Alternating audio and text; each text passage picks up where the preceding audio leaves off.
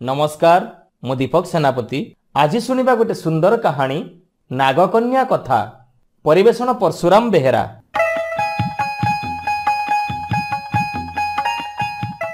गोटिए गाँ रे बुढ़ीटीए रहुथाए तार गोटिए बोली पुओ बुढ़ी तार ना देई थाए विजय। पुओटी को बुढ़ी भारी गेल्हारे बढ़ई थाए दुख कष्ट करी पुओ को पोषे। दिने सेई गाँर लोके जंगल को काठ काटिबाकू जाउथांती। विजय तांको सांगरे जीव बोली जिद धरिला। लोक माने कहिले तते तो कुऱ्हाड़ी धरी आसेनी तू आम सांगरे जाई कोन करिवु। विजय कहिला तमे जेते बेले काठ काटिबो मु से काठ गुडा को सब एकाठी करि देबी मते तम सांगरे नियो। एई कथा सुनी लोक माने विजय को सांगरे नै गले। लोके जंगल रे काठ काटुथिबा बेले विजय काठ गुडी को सब एकाठी करुथाए। दीपहर हेलारु विजय को भारी शोष ହେଲା। से पानी पीबाकू एणे तेणे बुलु बुलु गभीर जंगल भितर को चलीगला। गोटे जगार बड़ पथरटीए पड़िथिबार देखि ता मनरे कौतूहल ହେଲା। से बळ खटेई पथरटी को सेठारु घुंचेई देला। पथरटी घुंची जिबारु सेठारे एक बड़ सुढंग देखागला। सुढंग भितरे पाहाच सब लंबी जाई थाए आउ ता भितरु झरणार कळकळ शब्द शुभुथाए। विजय पाहाच उपरे पाद देई तळकू ओल्हेइला। भितरु आलुओ दिसुथाए। किछि बाट गला परे से एक सुंदर झरणा देखि पारिला। झरणारु पानी पी सेठारे थिबा एक गछ मूलरे विश्राम नेला। सेठी बसु बसु ताकू निद लागिगला। हठात रुणुझुणु शब्द शुणी ता निद भांगीगला। सेते बेलकू राति हेई गलाणी मात्र गोटे मंडपरु आलुओ आसुथाए। सेई मंडप उपरे केते गुड़िए साप गोटे बड़ साप को बेढ़ी नाचुथिले। सेमानंको मुह मनीष परी। हठात सेमानंकर नाच बंद हो गला। गोटे साप मनीष कंठरे कहिला राजकुमारी एठाकू मनीष गंध कौठू आसुची। बड़ सापटी कहिला मनीष काई मनीष कौठी। गोटे सान साप विजय को देखिपारी कहिला अच्छा से गछ मूल को देखिल। एथर सबु साप माने सेई आड़ को चाही विजय को देखिपारिले। सेमाने सु सु गर्जन करी तारी आड़ को मारी आसिले। डररे विजय थरी उठिला। हठात बड़ सापटी कहिला ठिया हुओ। सबु साप माने फणा तळकू करी रहीगले। बड़ सापटी विजय पाखकू आसी कहिला तमे किए जुबक तमे एठिकी केमती आसिल। विजय निजर परिचय दबा संगे संगे से सेठिकी केमिति आसिला सब कथा गोटी गोटी करी कहिगला। विजयर सबु सत कथा सुनि सारिबा परे से राजकुमारी नागकन्या मनरे दया हैला। से ताकू निज उवास को नहीं गला। विजयर सेवा करिबा पई साप चाकराणी सब नियुक्ति करिदेला। खूब आनंद रे विजय सेठी रहिला। साप राजकन्यार मधुर व्यवहार रे विजय भारी खुशी हो जाई थाए। नागकन्या प्रति ता मनरे स्नेह जात हैला।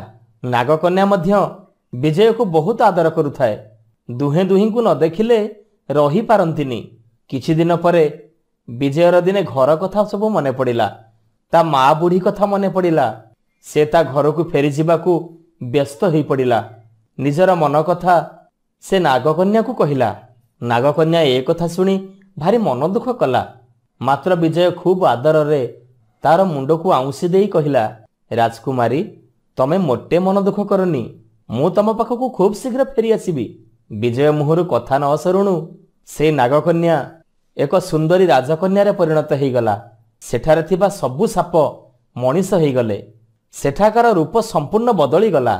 चारिआडे सुंदर सुंदर उद्यान सुंदर सुंदर राजमहल मान आखि पिछुड़ा के ठिया हो गला। ए सबु देखि विजय बहुत आश्चर्य हैला। राजकुमारी किंतु हसी हसी कहिले मु जणे राजकुमारी बहु वर्ष पूर्वरु जणे ऋषि आम दरबार को आसीथिले। बापा तांको उपयुक्त सम्मान न दबारु से मो पितामाता को अभिशाप देई भस्म करदेले आउ आम मानकु सापरे परिणत करदेले।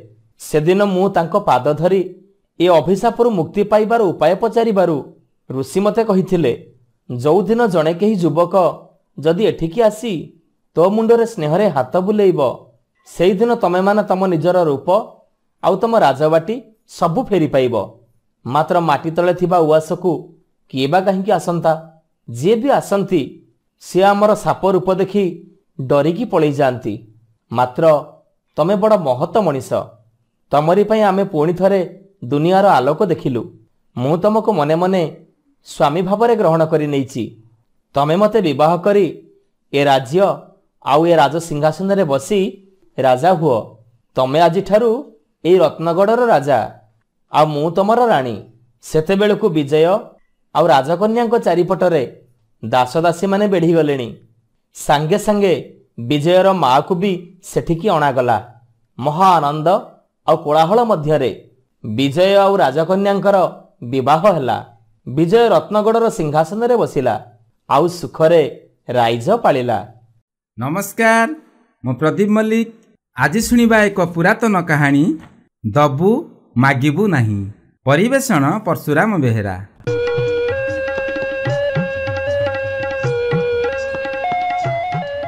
ଜଣେ ସାହୁକାର ଥିଲା। ତାର ଅଚଳାଚଳ ସମ୍ପତ୍ତି। ସେ କ୍ରମେ କ୍ରମେ ବୁଢ଼ା ହୋଇ ଆସିଲା। ତାର ଗୋଟିଏ ମାତ୍ର ପୁଅ। ବୁଢ଼ା ମଲା ବେଳକୁ ପୁଅକୁ କହିଲା, ଦବୁ ମାଗିବୁ ନାହିଁ। ଅଧା ସମୁଦ୍ରରେ ପାଣି ପିଇବୁ, ବାଡ଼ିରେ ହାଟ, ଦୁଆରେ ଦାନ୍ତୀ କବାଟ ବସାଇବୁ। ବୁଦ୍ଧି ନ ଦିଶିଲେ ତିନି ମୁଣ୍ଡିଆଙ୍କୁ ପଚାରିବୁ। ବାପ ମଲା ପରେ ପୁଅ ବାପ କଥା ଗୋଟି ଗୋଟି କରି ପାଳିଲା। ବାପା ତ କହିଥିଲା ଦବୁ ମାଗିବୁ ନାହିଁ। ତେଣୁ ପୁଅ ଯାହାକୁ ଯାହା ଋଣ କରଜ ଦେଲା ତାହା ଆଉ ମାଗିଲା ନାହିଁ। ଏପରି ହବାରୁ ହଜାର ହଜାର ଟଙ୍କା ବୁଡ଼ିଗଲା। ଅଧା ସମୁଦ୍ରରେ ତ ପୁଣି ପାଣି ପିଇବ।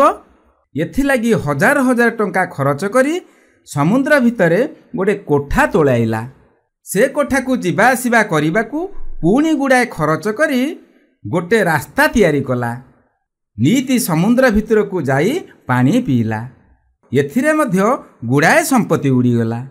ତାପରେ ବାଡ଼ିରେ ହାଟ, ଦୁଆରେ ଦାନ୍ତୀ କବାଟ ବସେଇବାର କଥା।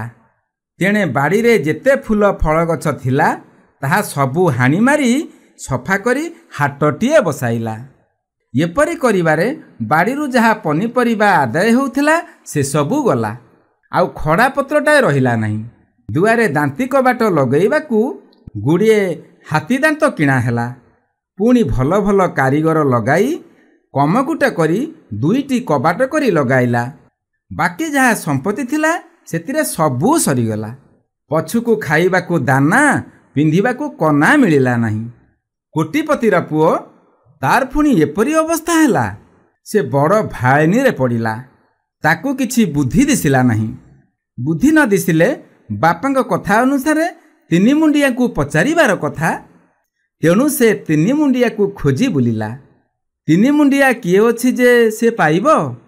ଖୋଜି ଖୋଜି ନିରସ୍ତ ହୋଇ ଜଣେ ବନ୍ଧୁଙ୍କ ପାଖକୁ ଯାଇ ସବୁ କଥା କହିଲା। ସେ ଲୋକ ପୁରୁଖା ଲୋକ ଏବଂ ବୁଦ୍ଧିମାନ। ସେ ସବୁ ଶୁଣି କହିଲେ, ବାପା ଭଲ କଥା କହିଥିଲେ। ତମେ ବୁଝି ନ ପାରି ବାୟା ପରି ଗୁଡ଼େ ଭୁଲ କାମ କରି ପକାଇଲ। ତେଣୁ ଦୁଃଖ ପାଇଲ। ସାହୁକାର ପୁଅ କହିଲା, ସେ ଯାହା ହବାର ତ ହେଲାଣି, ଏବେ ମୋତେ ସବୁ କଥା ବୁଝାଇ ଦିଅ। ବନ୍ଧୁ କହିଲେ, ଦେବୁ ମାଗିବୁ ନାହିଁ।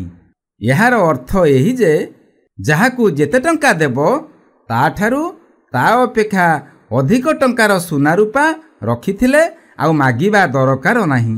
ଲୋକସାନ ମୋଟେ ନାହିଁ। ଅଧା ସମୁଦ୍ରରେ ପାଣି ପିଇବା ଅର୍ଥ ଖାଇବା ବେଳେ ମଝିରେ ପାଣି ପିଇବ, ତେବେ ଖାଇବା ଜିନିଷ ସହଜରେ ହଜମ ହୋଇଯିବ।